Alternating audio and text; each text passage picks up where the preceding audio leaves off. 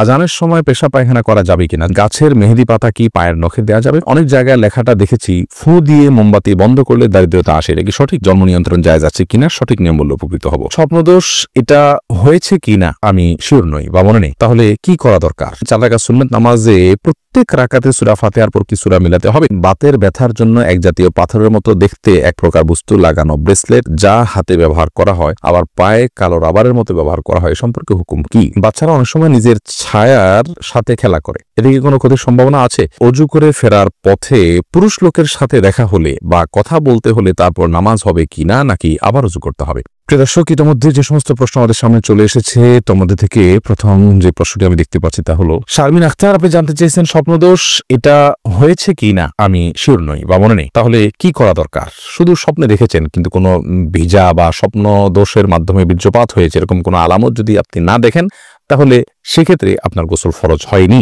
আপনি স্বপ্নে দেখেছেন বীর্যপাত হয়েছে, বাস্তবে বীর্যপাতের কোনো আলামত যদি খুঁজে না পান তাহলে আপনাকে গোসল করতে হবে না। কাজী রিয়াদ, আপনি জানতে চেয়েছেন বাচ্চারা অনেক সময় নিজের ছায়ার সাথে খেলা করে, এদিকে কোনো ক্ষতির সম্ভাবনা আছে? না, বাচ্চারা নিজের ছায়ার সাথে খেলা করলে এর জন্য বিশেষ কোনো ক্ষতির কথা আছে বলে আমার জানা নেই। মেহনাজ পারভিন, আপনি জানতে চেয়েছেন অনেক জায়গায় লেখাটা দেখেছি ফু দিয়ে মোমবাতি বন্ধ করলে দারিদ্রতা আসে, এটা কি সঠিক? এটি কুসংস্কার। ফু দিয়ে মোমবাতি বন্ধ করা জায়েজ না। ফু দিয়ে মোমবাতি বন্ধ করলে দারিদ্রতা আসে এরকম কোনো বিশ্বাস রাখা জায়েজ নেই। দারিদ্রতার সাথে এগুলোর কোনো সম্পর্ক নেই, এগুলোর কুসংস্কার, এমনটি বিশ্বাস করা যাবে না। এটি বিশ্বাস ছোট শিরকের অন্তর্ভুক্ত হবে। বরং ফু দিয়ে মোমবাতি নেভাতে গেলে যদি আগুন ডানে বামে ছড়াতে পারে সে ভয় থাকে তাহলে ফু দিবেন না, হাত দিয়ে নেভাবেন, সেটি ভিন্ন বিষয়, কিন্তু এর কারণে দারিদ্রতা আসে এরকম কথা সঠিক নয়। সফিবুর রহমান, আপনি জানতে চেয়েছেন সুন্নত পদ্ধতিতে গোসল করার জন্য প্রথমে উজু করলাম, তারপরে সারা দেহে সাবান মেখে গোসল করলে আবার কি উজু করতে হবে? না, এরপরে আর উজু করার প্রয়োজন নেই। তো অনেক ওলামায়ে কেরাম মতে লজ্জাস্থান সরাসরি স্পর্শ করলে উজু ভেঙে যায়। তাদের মত অনুযায়ী আপনি লজ্জাস্থান, এমনিতে গোসলের সুন্নাহ পদ্ধতি হলো যে আগে লজ্জাস্থানে কোনো ময়লা নাপাক থাকলে সেগুলোকে আগে ভালো করে ধুয়ে ফেলা, এরপরে পুরো শরীর ধোবেন, তাহলে সেক্ষেত্রে আর লজ্জাস্থানে সরাসরি স্পর্শ করবে না। তবে লুঙ্গি ইত্যাদির মাধ্যমে স্পর্শ করলে কারোর মতেই অজু ভঙ্গ হবে না। মিতা নাহিদ, আপনি জানতে চেয়েছেন কিছুদিন আগে আমার বাচ্চা হয়েছে, বাচ্চা হওয়ার কতদিন পর আমি নামাজ পড়তে পারবো বলে উপকৃত হব? বোন মিতা, বাচ্চা হওয়ার পর ব্লিডিং যতদিন চলবে ততদিন আপনি নামাজ পড়বেন না। ব্লিডিং শেষ, তখন থেকে আপনি নামাজ পড়বেন। এটাকে নেফাস বলা হয়। নেফাস বা সন্তান প্রসব পরবর্তী যে ব্লিডিং, এই ব্লিডিং শেষ হয়ে গেলে আপনাকে সালাত আদায় করতে হবে। তবে ব্লিডিং এর সর্বশেষ সীমা হলো 40 দিন। 40 দিন পর্যন্ত যদি ব্লিডিং বন্ধ না হয় তাহলে 40 দিনের পরে ব্লিডিং থাকলেও আপনি সালাত আদায় করবেন। তানিয়া ইসলাম, আপনি জানতে চেয়েছেন অজু করে ফেরার পথে পুরুষ লোকের সাথে দেখা হলে বা কথা বলতে হলে তারপর নামাজ হবে কিনা, নাকি আবার অজু করতে হবে? না বোন, কোন পুরুষ লোকের সাথে অজু করার পর যদি দেখা হয় বা কথা হয় তাতে আপনার অজু ভঙ্গ হবে না। অজু ভঙ্গ হওয়ার সাথে এর কোনো সম্পর্ক নেই। কেউ যদি উজু করার পর কোনো পুরুষের সাথে অন্যায়ভাবে দেখা দেন, হারাম ভাবে দেখা দেন, হারাম কথা বলেন, তাহলে ঠিক গুনার কারণ হবে, ভিন্ন কথা, কিন্তু এর ফলে অজু ভঙ্গ হবে না। অজু ভঙ্গ হওয়ার সাথে অজু ভঙ্গকারী বিষয়গুলোর সম্পর্ক, যেমন অপবিত্র কোনো কিছু শরীর থেকে বের হলো কিনা, ঘুমালেন কিনা, অজুভঙ্গের কোনো কারণ পাওয়া গেল কিনা, এর সাথে হলো অজুভঙ্গের সম্পর্ক। সোহেল রানা সুজন, আপনি জানতে চেয়েছেন বাতের ব্যথার জন্য এক জাতীয় পাথরের মতো দেখতে এক প্রকার বস্তু লাগানো ব্রেসলেট যা হাতে ব্যবহার করা হয় আবার পায়ে কালো রাবারের মতো ব্যবহার করা হয়, সম্পর্কে হুকুম কি?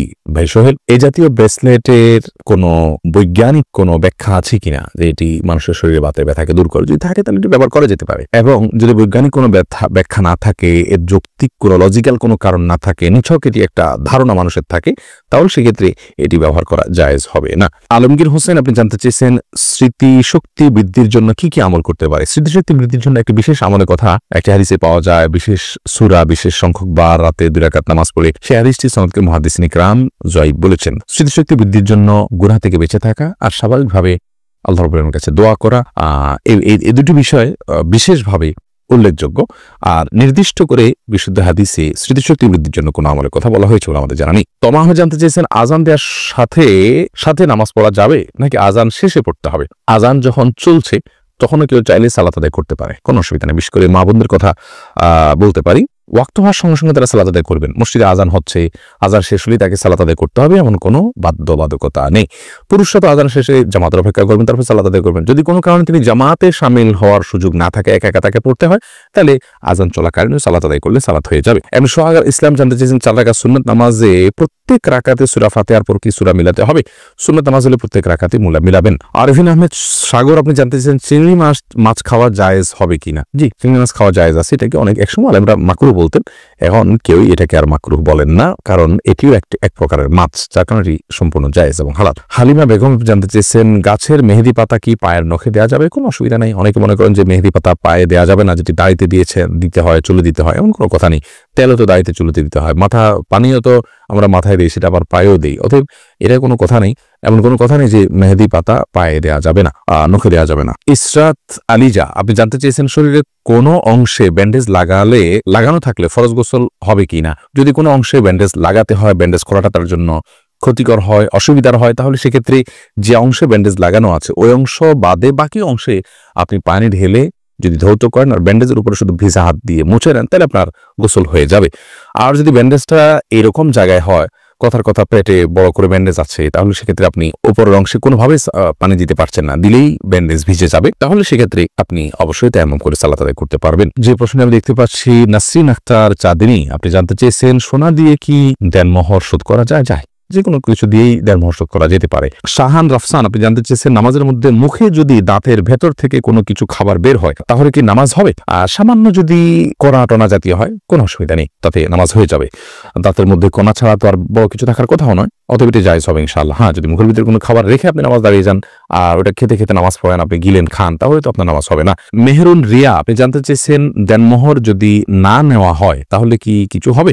না, দেনমোহর যদি আপনি গ্রহণ না করেন আপনার স্বামীর কাছ থেকে, ধার্য হতে হবে, আপনি নিলেন না, তাকে ক্ষমা করে দিলেন বা মওকুফ করে দিলেন, তাকে দায়মুক্ত করে দিলেন, তাহলে সেটি কারণে আপনাদের বৈবাহিক সম্পর্কে কোনো প্রকার অসুবিধা হবে না। আল্লাহ তাআলা কোরআনে কারিমে বলেছেন, যদি মেয়েরা দেনমোহরের ব্যাপারে কোনো ছাড় দেয়, স্বামীকে কোনো অংশ ছাড় দেয়, তাহলে স্বামীদেরকে আল্লাহ তাআলা বলেছেন ফাকুলুহু হানি আম্মারি, তাহলে সেটা তোমরা সন্তুষ্ট চিত্তে খেতে পারো, ভোগ করতে পারো, তোমাদের স্ত্রী তোমাদেরকে ছাড় দিয়ে।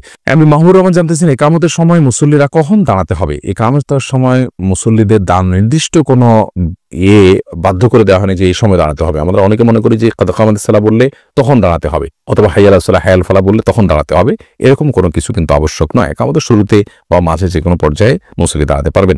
মোহাম্মদ আবু জাহেদ আপনি জানতে চেয়েছেন, জন্ম নিয়ন্ত্রণ জায়েজ আছে কিনা? সঠিক নিয়ম বললে উপকৃত হব। জন্ম নিয়ন্ত্রণ করা ইসলাম শরীয়তের দৃষ্টিকোণ থেকে জায়েজ রয়েছে দুটি শর্ত সাপেক্ষে। প্রথম শর্ত হলো, সন্তান জন্ম নিলে সে কি খাবে বা তাকে আমি কি খাওয়াবো, এই মুহূর্তে আমার উপার্জন নেই, অথবা এই মুহূর্তে তার জন্ম হলে আমি অর্থ কষ্টে ভুগবো, এরকম শঙ্কা থেকে জন্ম নিয়ন্ত্রণ করা জায়েজ নাই। কারণ আল্লাহ রাব্বুল আলামিন কোরআনে কারিমে বলেছেন, লা তাকতুলু আওলাদাকুম খাশিয়াতা ইমলাক নাহনু নারযুকুহুম ওয়া ইয়াকুম, তোমরা তোমাদের সন্তানদেরকে কি খাওয়াবে এই চিন্তা থেকে হত্যা করে ফেলো না, কারণ আমি তাদেরকে এবং তোমাদেরকে উভয়কে রিজিক দান করব।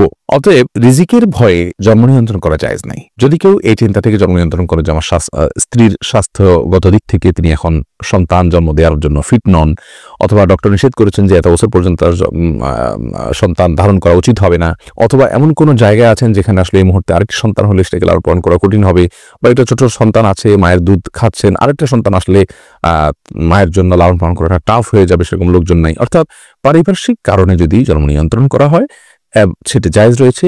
দ্বিতীয় শর্ত হলো যে যদি স্থায়ীভাবে না করা হয়, অস্থায়ীভাবে করা হয়, সে অস্থায়ীটা 2 বছর 4 বছর 6 বছর 10 বছর পর্যন্ত হতে পারে, সমস্যা নেই। যে অস্থায়ীভাবে জন্ম নিয়ন্ত্রণ যদি করা হয় এবং রিজিকের ভয় ছাড়া অন্য কোনো কারণে জন্ম নিয়ন্ত্রণ করা হয়, তাহলে সেটি জায়েজ রয়েছে। ওসমান গনি আপনি জানতে চাইছেন, আজানের সময় পেশাব পায়খানা করা যাবে কিনা? যাবে, কোনো অসুবিধা নেই। আজান হলে ওই সময় পেশাব পায়খানা করা যাবে না, বা দুনিয়াবে নির্দিষ্ট কোনো কাজ করা যাবে না, এরকম কোনো কথা কোরআন হাদিসে কোথাও বলা হয়নি। তবে হ্যাঁ, আজান সময় অবশ্যই আপনি আজানের জবাব দেওয়া উত্তম এবং ভালো। যদি পারেন মুখে জবাব দিবেন, আর না দিলেও কোনো গুনাহ হবে না। অর্থাৎ মুয়াজ্জিন যা বলছেন সাথে সাথে তা বলছেন, আপনি এর পাশাপাশি অন্য কোনো কাজ করছেন। তবে হ্যাঁ, আপনি টয়লেটে যদি থাকেন সেখানে তো আপনি আল্লাহ নাম নিতে পারবেন না, মানে উচিত হবে না, যার কারণে আজান জবাব আপনি সেখানে দিবেন না। অর্থাৎ এক কথায় আজানের সময় টয়লেটে কেউ থাকলে টয়লেটে থাকতে পারেন, পেশাব পায়খানা করতে পারেন, বা অন্য যে কোনো কাজ করতে পারেন, কোনো প্রকার নিষিদ্ধ নয়। এমন কোনো কাজ যদি করেন যেখানে থেকে আজানের মুখে জবাব দিতে পারছেন, তাহলে জবাব দিবেন, সেটি সওয়াবের কাজ, আর না পারলে দিবেন।